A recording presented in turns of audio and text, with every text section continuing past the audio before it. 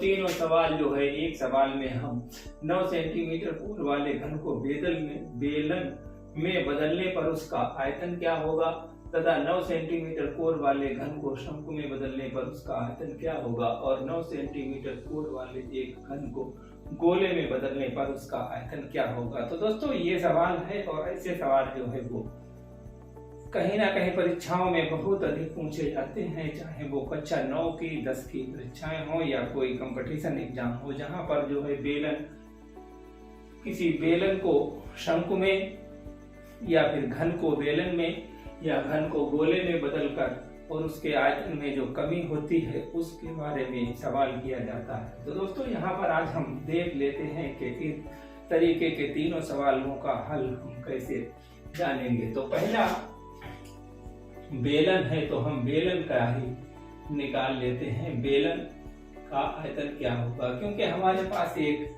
जो है वो घन है, यानी इस तरह से ये घन है जिसकी की घन की जो है वो चारों एक कोर जो है वो बराबर होती है, और ये हमारा इस तरह से एक घन तैयार हो जाता है, और ये घन जो है वो इस तरह से होता है। और इस घन से अगर हम बेलन बनाएंगे तो इसकी जो त्रिज्या होगी वो इसकी जो लंबाई होगी उसकी जो है वो आधी होगी, यानी कि यदि ये 9 सेंटीमीटर रेखा लंबी है तो इसकी त्रिज्या जो है वो 4.5 होगी, और ऊंचाई जो है वो 9 सेंटीमीटर की हो जाएगी। तो 4.5 सेंटीमीटर त्रिज्या, यानी कि आर जो है हमारी वो 4.5 सेंटीमीटर होगी, और एच जो है वो हमारी 9 सेंटीमीटर होगी। तो हम इस तरह बेलन का आयतन निकाल लेते हैं, यानी कि 9 सेंटीमीटर त्रिज्या का एक हमारे पास घन है, और उसका काटकर हमने जब बेलन बनाया तो उस बेलन का जो आयतन हमें ज्ञात करना है। तो बेलन का आयतन जो होता है वो है पाई आर स्क्वायर एच, यानी बेलन का आयतन है पाई आर स्क्वायर एच। तो इस तरह से हम यहाँ पर इस सवाल में हल करते हैं। पाई का मान हम 22/7 रखते हैं, और आर का मान हमें ज्ञात है 4.5 यानी कि 4.5 और गुणे 4.5 और गुणे एच यानी कि 9 सेंटीमीटर। अब इसका हम हल कर लेते हैं, तो हम इनकी 4 और 5 की गुणा कर लेते हैं, यानी कि 4.5 और 4.5 की गुणा करते हैं तो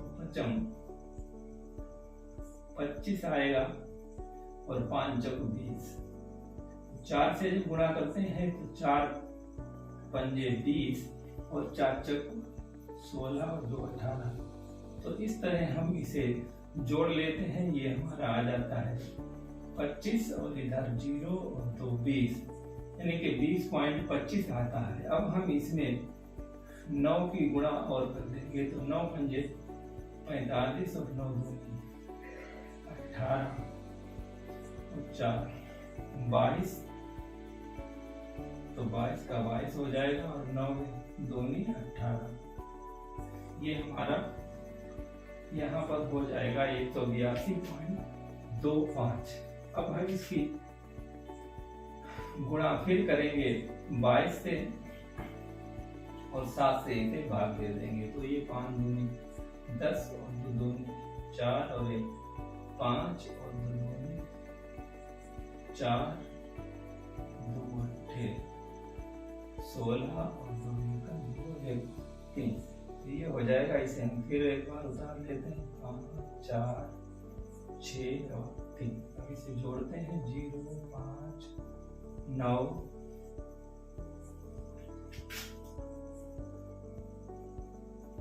0 9 0 4।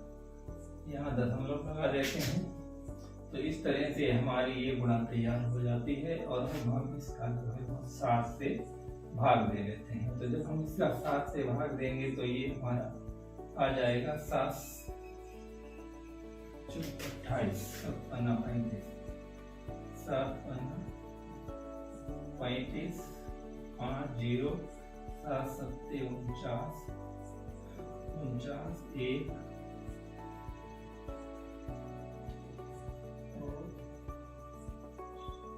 9 7 2 14 घटाते हैं 5 बचता है। हम लोग यहाँ लगाते हैं 7 7 49 बचता है 6 7 8 56। तो ये हमारा इसका जो है वो हमें बेलन का आयतन मिलता है 5 7 2.78 यानी 572.78 घन सेंटीमीटर। तो ये हमें बेलन का आयतन मिल गया, यानी कि हमारे पहले सवाल का आंसर हमें यहाँ पर मिल गया। अब हम दूसरे का देखते हैं कि यदि इसी को शंकु में बनाया जाए तो क्या होगा। तो जब हम इसका शंकु बनाएंगे तो शंकु का आयतन कितना बचेगा, तो इसे हम लिख लेते हैं शंकु का आयतन।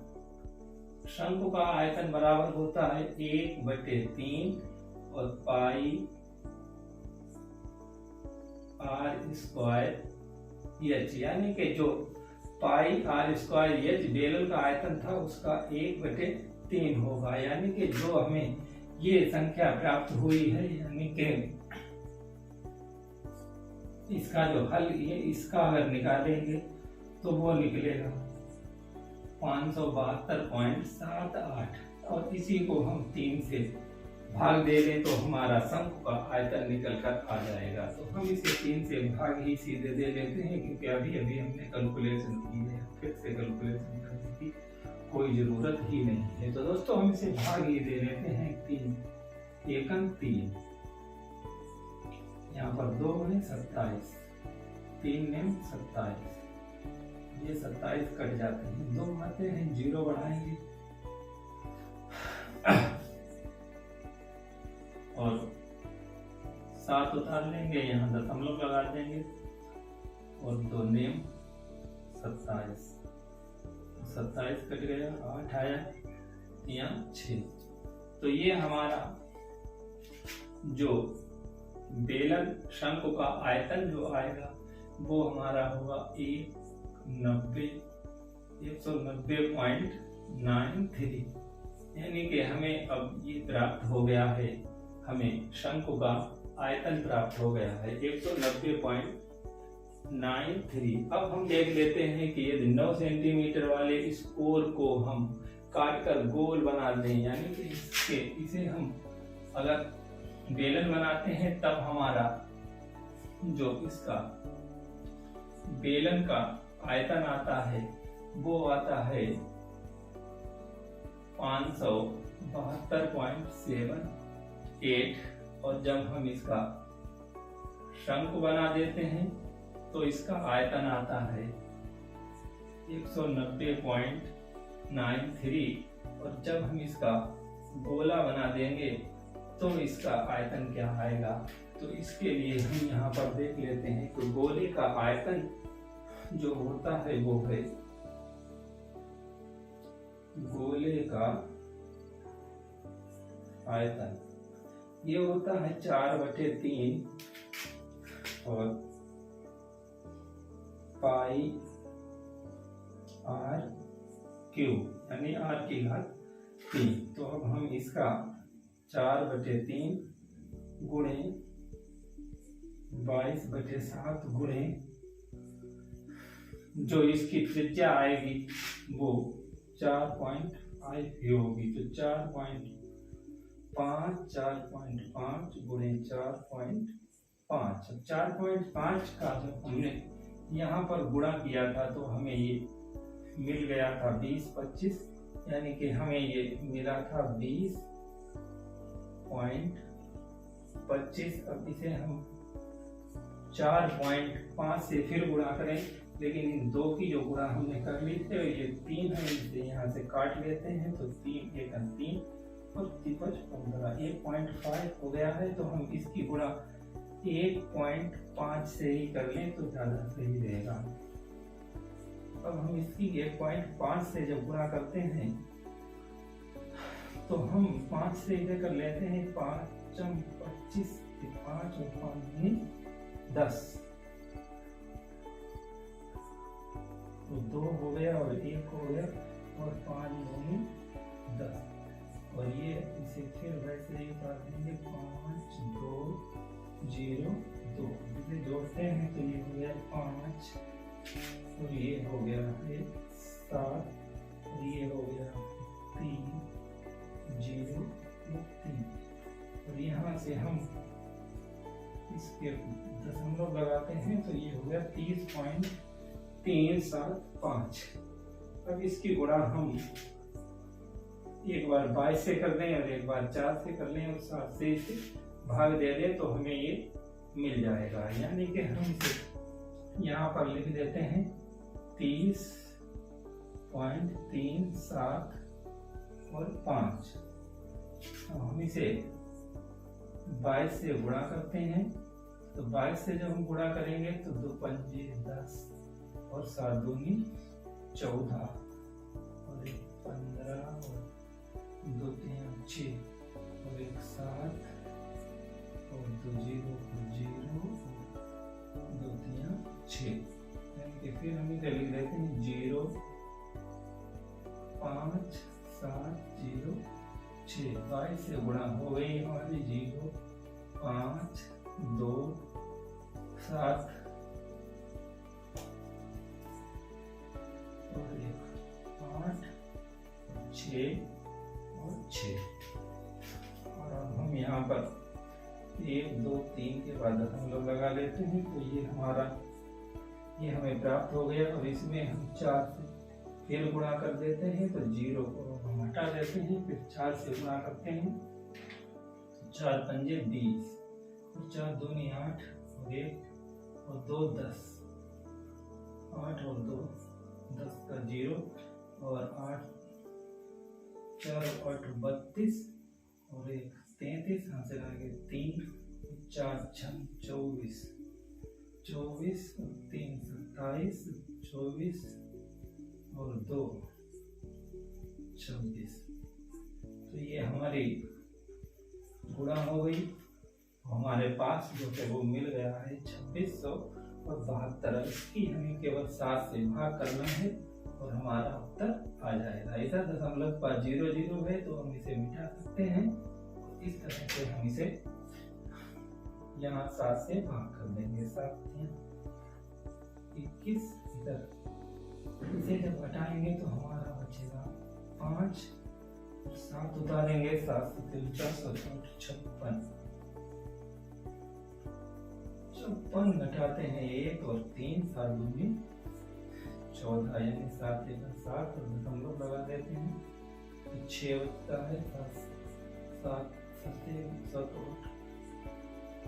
56 और 56 तो 4 बचता है 7 यानी कि 7 35। तो ये हमारा निकल कर आएगा 381.85। यानी कि हम अगर 9 सेंटीमीटर के एक गोले का बेलन बनाएं और शंकु बनाएं और गोला बनाएं, 9 सेंटीमीटर के एक घन का बेलन बनाएं, शंकु बनाएं और गोला बनाएं तो इनके आयतन इस तरह से होंगे। ये होगा 381.85। तो दोस्तों ये इनके आयतनों में इस तरह से फर्क होगा, जबकि वो जो पूरा घन होगा तो उस घन का आयतन क्या होगा ये भी अब हम देख लेते हैं। यानी कि इस घन का आयतन 9 × 9 होगा। 9 नेम 81 और 81 नेमा 72।